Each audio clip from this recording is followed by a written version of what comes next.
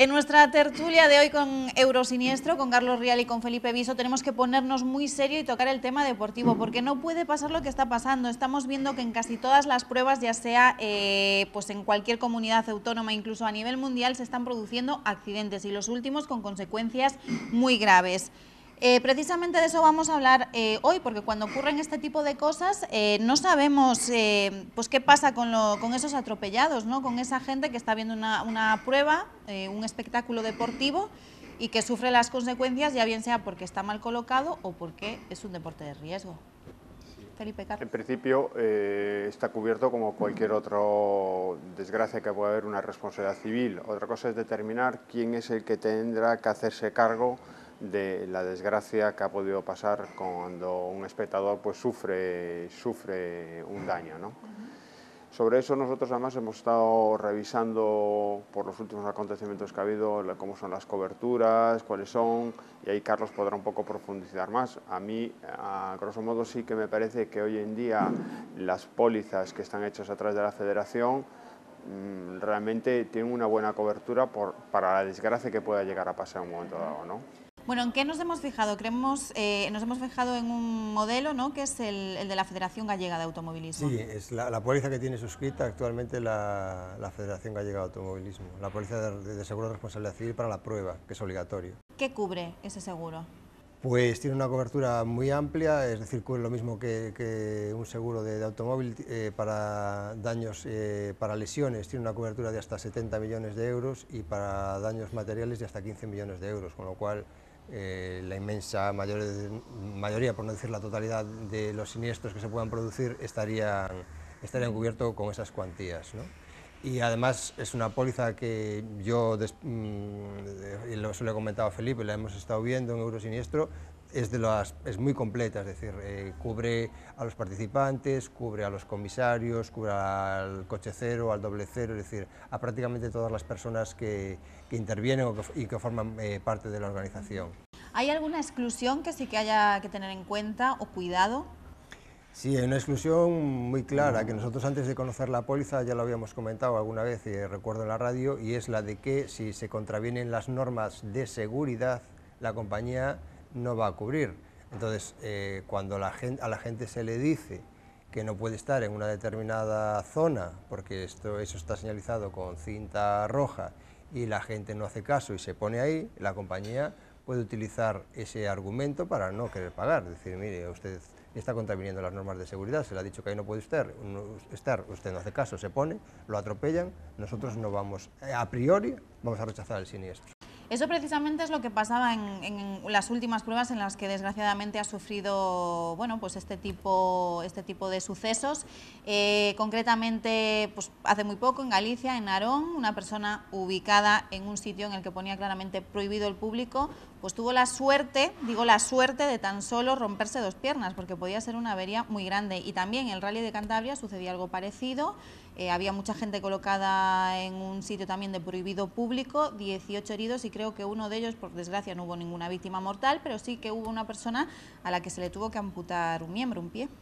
Bueno, todas estas circunstancias, yo creo que siempre lo primero que pensar es que no hay por ninguna de las partes voluntad de que pase nada, y aunque a lo mejor hayan contravenido o no esté bien señalizado, o los motivos que sea, porque sobre el último había una discusión si estaba o no señalizado, sí es cierto que dicen que cuando pasó el coche cero pararon para decir que la gente saliese de ahí, pero que al irse el coche pues la gente volvió, ¿no?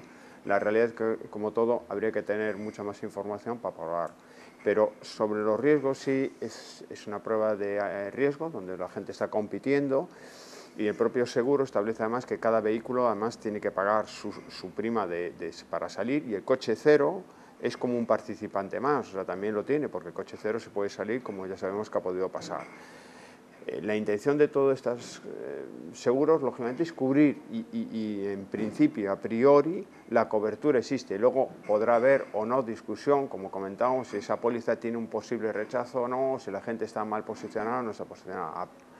Yo creo que lo que hay que trasladar al público es que, en principio, la garantía está tomada por parte del organizador, y, lógicamente, cualquiera de los que intervienen como elementos no tienen ningún motivo para decir que no se les va a cubrir el posible siniestro que ha habido, ¿no? En este caso, recientemente ha habido 2 seguidos.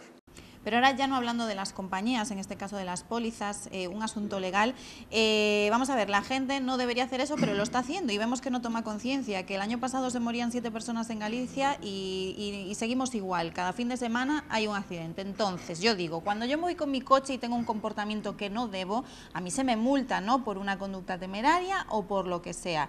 Si a esta gente que está en la cuneta, que el coche cero pasa, le dice que se retire, que ahí no vuelve a estar, se va al coche cero, se vuelve a colocar, ¿no sería sancionable ese tipo de conductas? Porque ya no es que pongan en riesgo su vida, es que también están perjudicando, pues eso, a organizadores, sí, a piloto, a copiloto. A falta de una legislación específica que regule los acontecimientos deportivos, por lo que se les suele multar es por un delito de desobediencia a la autoridad, es decir, la autoridad, que en este caso es la Guardia Civil, pasa, te advierte, te dice que te retires de ahí y tú al final no haces caso porque vuelves al mismo sitio, pues sí, ya se ha dado el caso de que la Guardia Civil los ha afiliado, les ha tomado el nombre, les ha enviado las multas a casa, etcétera, etcétera, etcétera. Pero nosotros entendemos que eso no es suficiente, ¿no? Porque de hecho no está evitando que la gente se ponga donde no deben. Lo que consideramos es que se debe endurecer o que se debe o a lo mejor regular, legislar, hacer una legislación específica para los acontecimientos deportivos y más en los deportes de riesgo,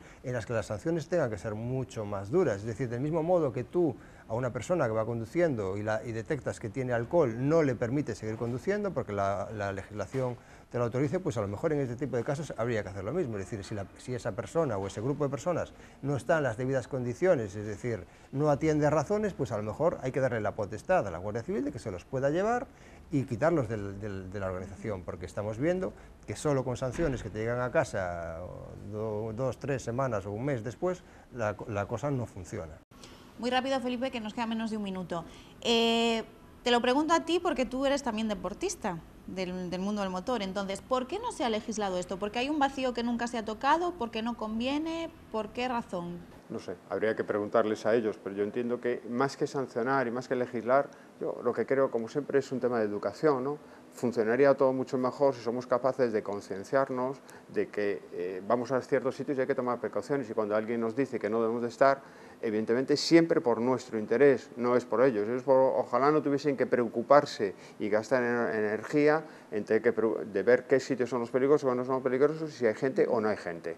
Con lo cual es un tema de que debemos de aprender un poco más a convivir todos juntos y vamos a una prueba a hacer caso a los organizadores. Bueno, pues aquí lo dejamos, no tenemos tiempo para más, en todo caso seguiremos tocando este tema. Carlos, muchísimas gracias, Felipe también, y ustedes ya lo saben, lo único que hay que aplicar es la lógica y el sentido común.